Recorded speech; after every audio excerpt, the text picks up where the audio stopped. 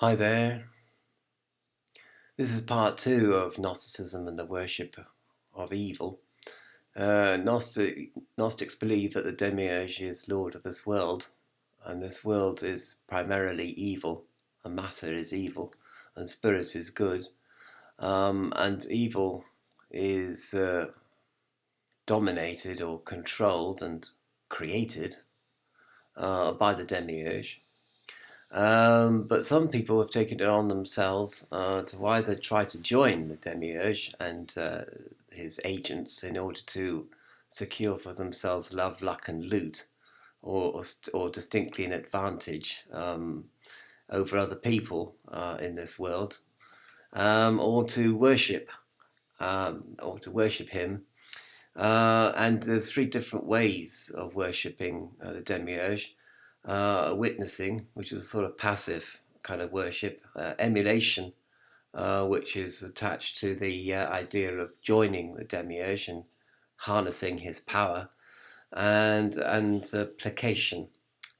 Um, I suppose if you're going to look at placation, you're going to think of the sort of prayers that are uttered in the Veda about some of the gods particularly some of the Vedic gods that were quite fierce and hot.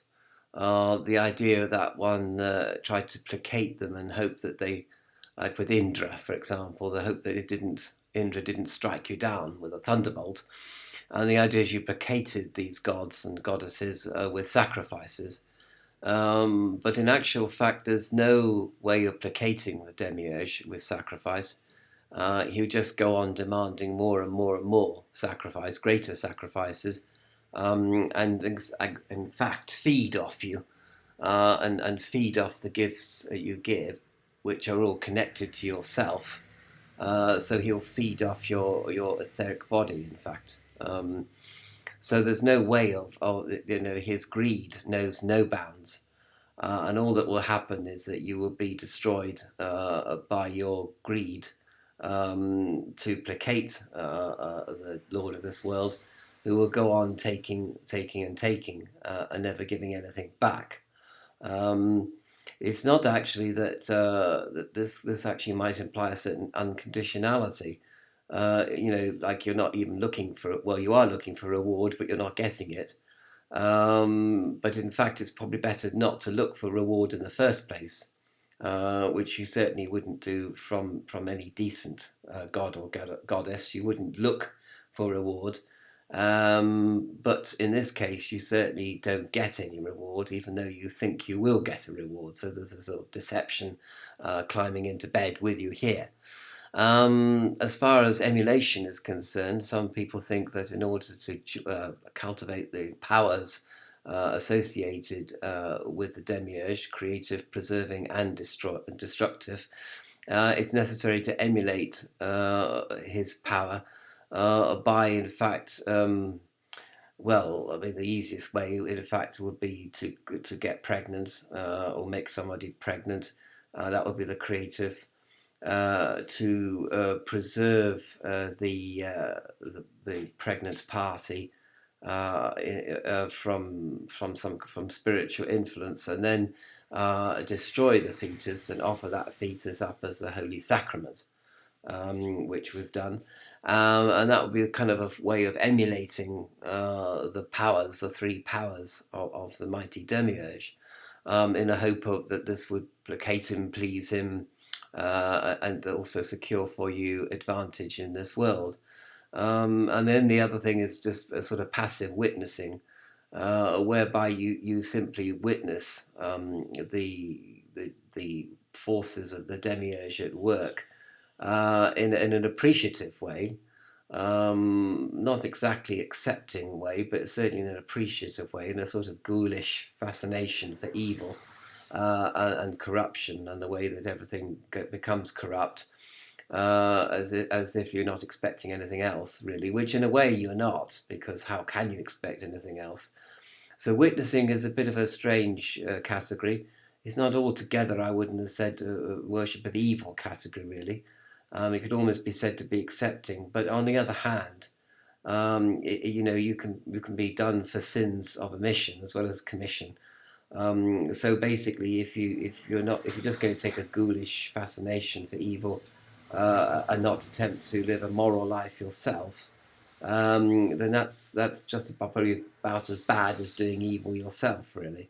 And you're actually extracting power from that very fascination. So that's kind of sort of the broad outline of worship. As far as joining the demiurge is concerned, well, this is even more illusory, and more delusionary, I would say, delusionary, because you have to understand that the demiurge does not share power. In J.R.R. Tolkien's Lord of the Rings, um, Saruman and Gandalf are walking in the forest together, and Gandalf was talking about Sauron's power and the power that's increasing in the east. And Saruman says that the only way we can't defeat Sauron, so the only way is to join him. Which obviously doesn't meet with Gandalf's approval at all, on any level. But you have to, and the one thing he says to Saruman is that Sauron does not share power. And that's absolutely true of the demiurge. The demiurge is, if you can imagine the demiurge at the top of a cone, not a pyramid or a triangle, but a cone shaped. Um, well, this is where the demiurge hangs out, and he's at the top, and he doesn't share power with anybody. Well, not in the equal sense, not in the egalitarian sense. He only shares power if you have less of it. And the various tiers of people having less and less power as they go down to the bottom tier, which is where you would be joining. Now, of course, there is a sort of slippery pole of meritocracy whereby you can ascend these various stratas, class or caste stratas within the demiurge's ranks, but you'll never get to where the demiurge is. And of course, you can go up, and also you can come down as well. So you might start off here and go up to here, but then you might come down and be discarded altogether, if the demiurge so wishes. So you're joining a sort of cone shaped, which is like not a, and you're trying to get up. Trying to better yourself, usually by the expense of other people, of course, because it's dog eat dog in this cone of power, and that's the only basis on which you would ever join the demiurge. So you could end up with a very very little amount of power given to you, or a great deal of power. But also, with the great deal of power comes the possibility of being usurped by somebody underneath you, or cast down by the demiurge for not doing his will well enough, and which is true of all the hierarchical systems generally, really, especially hierarchical criminal systems, of which this is the supreme one. So joining the demiurge is really, really not a great idea. I mean, if you contrast the cone of power that the demiurge rules over, the circle is more likely the egalitarian arrangement of the good God and what lies beyond in the ineffable world. Where all souls, I mean, God may be at the centre of the circle, but all the souls that eventually get there are all sort of scattered around and equal, and they can all see the same God from every angle from which they're sitting. And that's also significant because you don't see things from different angles like you do in the lower world. You crazily and impossibly see the same thing from every angle. It's the same image that everyone sees. I suppose the image at the centre must be sort of spinning round, so that everybody is actually seeing the same image. And one thinks of Krishna and the Gopi girls. He appeared to each Gopi girl, and they thought that he was being exclusive to them, but he was actually appearing to all 64 of them at the same time. and things, miraculous things like that, which can only take place, of course, in the higher realms or in some kind of vision of the higher realms that you might have in this particular realm.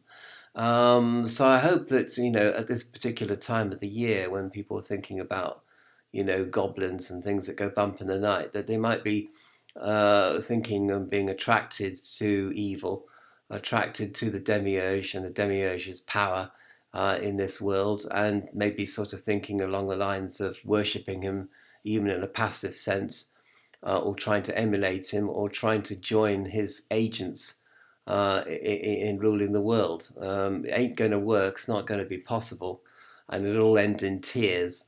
I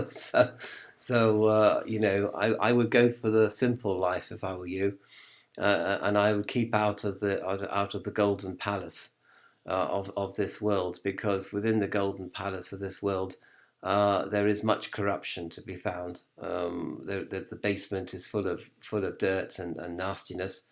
And even if you go looking in the coal bunker for the nugget of gold, well, that's one thing to do within yourself, within the soul of your own being. But to look but to be amazed by all the gold in the palace of this world is frankly not to be amazed by very much, and all that glisters is not gold. At this particular time of the year, as we come up to Sana or Halloween, and the traditional sort of worship of the dead and worship of ghouls and goblins and vampires and other agencies of the demiurge that work on various levels that are higher, or so-called higher, or other than this world. It's a good idea to reflect on the fact that this is, keep it light and keep it a joke, because if you really took a demiurge seriously, you might be setting yourself up to be well deceived on one level, and that's at best, used and spat out, and manipulated, exploited, and predated on at the very worst. So I'm not sure, in conclusion, really, why anyone would want to do this, except to say that the golden palace of this world it's possible to see it in the sacred light, or in the light of Gnosis, which I don't think you actually can, really. Well, if you can, then that actually is part of a changing of your perspective in lieu of acceptance of the lower world, acceptance of this world, the world of the demiurge, which cultivates perhaps a higher sort of consciousness within yourself. But it's a tricky path to take, really.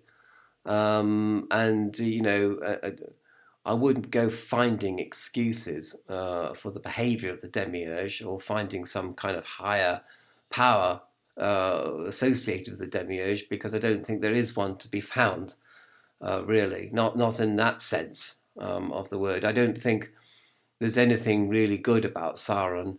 And although Saruman in J.R.R. Tolkien's books starts off a great wizard, and a wizard who used to walk in the woods and talk to the trees, he certainly became corrupted by fear, generally by fear, and the possibility that if he joined Sauron, he would get some portion of Sauron's kingdom.